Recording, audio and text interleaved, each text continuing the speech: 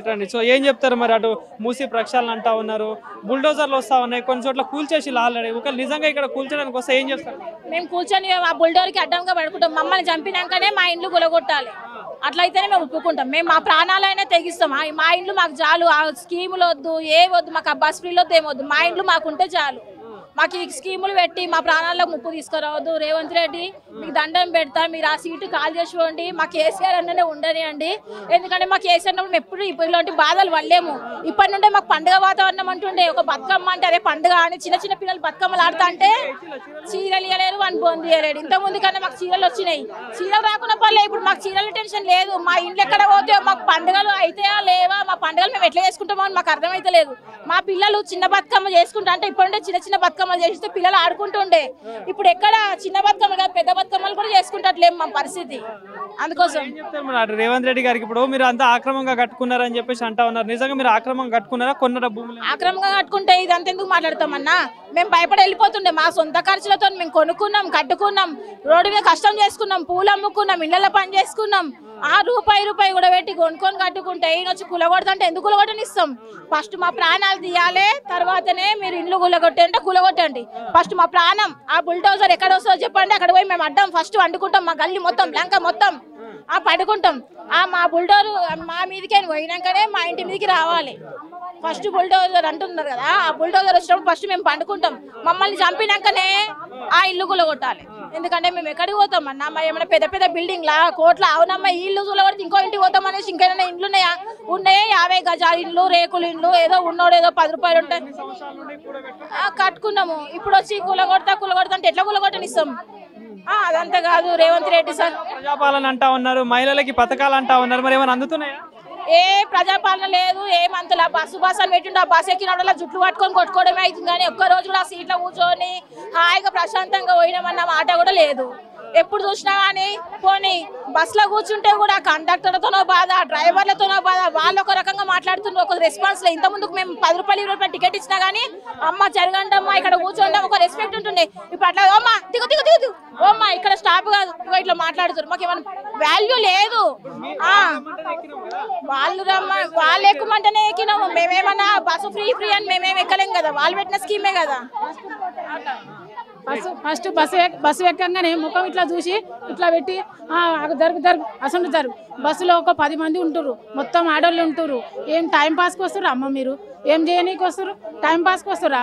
మా కష్టము మీకు మొత్తం వేస్ట్గా చేసుకుంటే మీరు టైం పాస్కి వస్తారా? కూరగాయలు అమ్మనికి వస్తారా? పూలు కొనడానికి మేము అడగలేదు కదా, మేము బస్సు పెట్టామని మిమ్మల్ని అడగలేదు కదా, ఫ్రీ కరెంట్ ఇవ్వమని అడగలేదు కదా. మా ఇంట్లో మాకు కావాలి. నువ్వేం చేస్తావు? లండన్ బిల్డింగ్ కాబట్టి ఏం చేస్తావు? లండన్ ఆయన వచ్చి ఇక్కడ ఉంటాడా? మేము ఎక్కడ ఉండాలి? నేను 30 సంవత్సరాల నుంచి ఇక్కడే ఉన్నా. 30 సంవత్సరాలు ఇక్కడే ఉన్నా. 50 గజాల జాగాలో ఇల్లు కట్టుకున్నాం. మేము 8 మంది ఉంటాం. 30 గజాలు 40 గజాల జాగాలో ఇల్లు కట్టుకొని 8 మంది కూడా కిరాయి ఇండ్ల లేక ఉండలేకపోతున్నాం. మాకు కిరాయి కట్టే సోమతి లేక ఇక్కడే ఉంటున్నాం. నేను 30 సంవత్సరాల నుంచి ఉంటున్నా. కూడబెట్టుకొని కట్టుకున్నా. మా ఆయన ఆటో తోలుతాడు, నేను కూలి పని చేస్తా, బాసన్ల పని చేస్తా.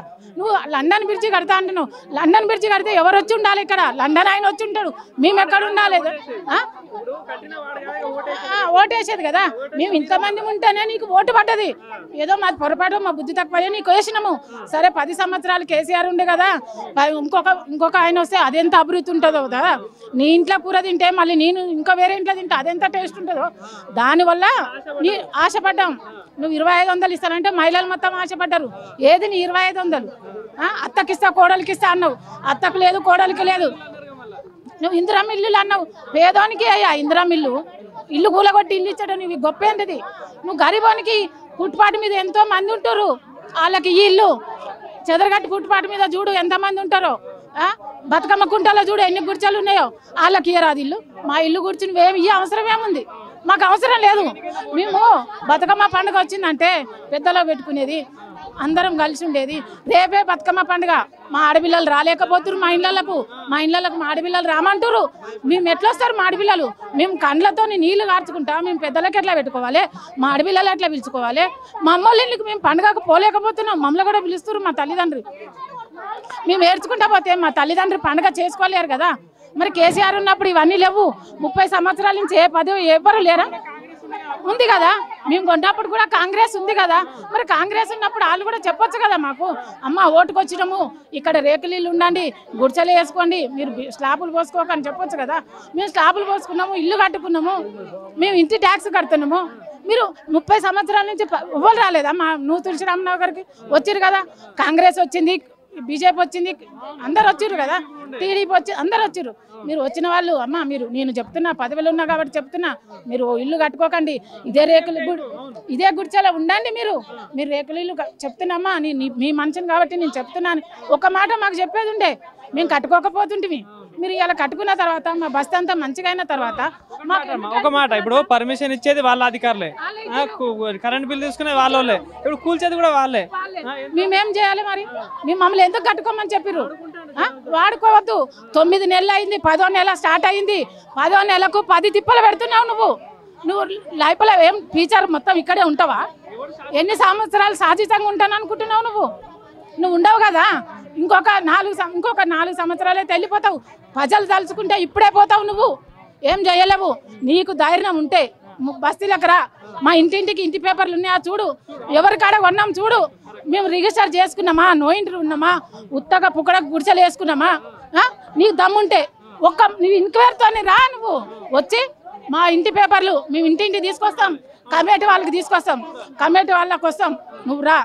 మాకు స్కూల్ ఉంది, గవర్నమెంట్ స్కూలు, అక్కడ మీటింగ్ పెట్టు, నీ తరపు నుంచి ఎవరిని పంపిస్తావో పంపి మా ఇంటి పేపర్తో అప్పుడు ఒప్పుకుంటాం. డబల్ బెడ్రూమ్ కాదు, నీ డబల్ బెడ్రూమ్ అవసరం లేదు, మేము కట్టుబట్టలతో వెళ్ళిపోతాం, మొత్తం వెళ్ళిపోతాం. మా దగ్గర పేపర్ ఉందా లేదా, మేము ఎవరి దగ్గర కొన్నాం, మేము ఎక్కడ ఉన్నాం, మేము ఏం బిల్లులు కడుతున్నాం మొత్తం చూపిస్తాం.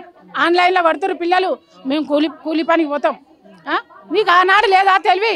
30 ఏళ్ళ నుంచి ఎవరు లేరా? 10 ఏం చేస్తారు నిజంగా అధికారులు ఒకళ్ళ నిజంగా బుల్డోజర్లతో వస్తే ఏం చేస్తారు? ఎందుకు కూలుస్తాడు అంటున్నా, దేనికి కూలుస్తాడు? అని అయ్యా సొత్తు తింటున్నామా మేము? పండుగ కలకల అనిపించుకోవద్దు. ఆయనకి ఒక బిడ్డ ఉంది చెప్తున్నా, ఆడబిడ్డ రైతు ఎద్దు ఏడ్చిన వ్యవసాయం బాగుపడదు, ఆడబిడ్డ ఏడ్చిన ఇల్లు బాగుపడదు చెప్తున్నా. ఎప్పుడైనా సరే 9 నెలలకు 9 బాధలు పెడుతున్నావు మందిని. నువ్వు ఇంతకుముందు ప్రభుత్వం లేదా?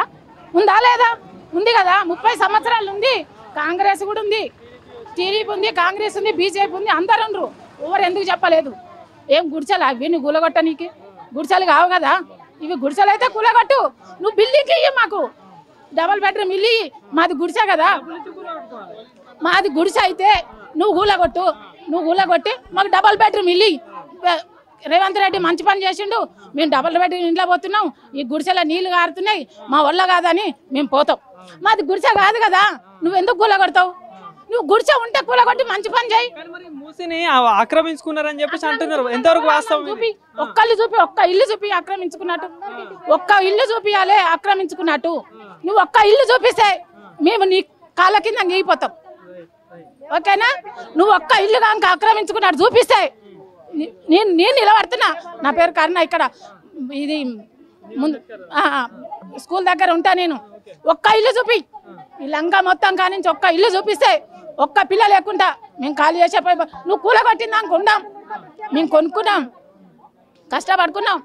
25 సంవత్సరాలు 30 సంవత్సరాల నుంచి బాసన్ల పనికి పోయినాం, చూడాలి అమ్ముకున్నాం, కూలినాలు చేసుకున్నాం, ఏదంటే అది చేసినాం.